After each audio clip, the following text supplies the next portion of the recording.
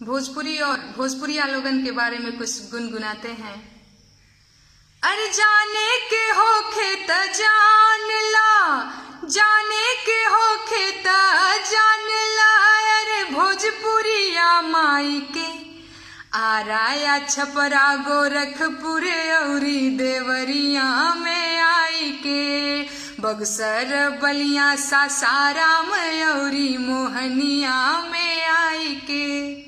अपनी भाषा को कोई खराब बोलता है तो बुरा लगता है। अरे ऊ फूहड़ बोलेला कोनो अश्लील बोलेला, कि आपन माटी के जब कोई धूमिल बोलेला। है नस नस में सोला भड़क जाला, नस नस में सोला भड़क जाला।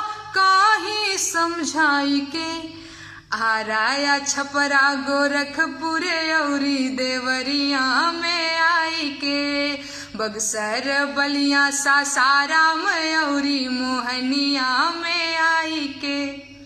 भोजपुरिया लोगन से इश्क करने वाले कभी इश्क में धोखा नहीं खाते। कबो दिल दे के देखला, तनी दिल लेके देखला, और दुनिया के पैमाना पे परख के देखला कि 24 कैरेट का सोना है, 24 कैरेट का सोना है। कहीं शरत लगाई के आराया छपरा गोरखपुर औरी देवरिया में आई के।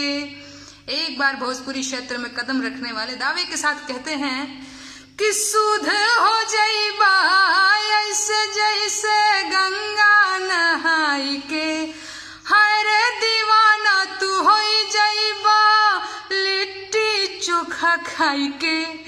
आराया छपरा गोरखपुर औरी देवरिया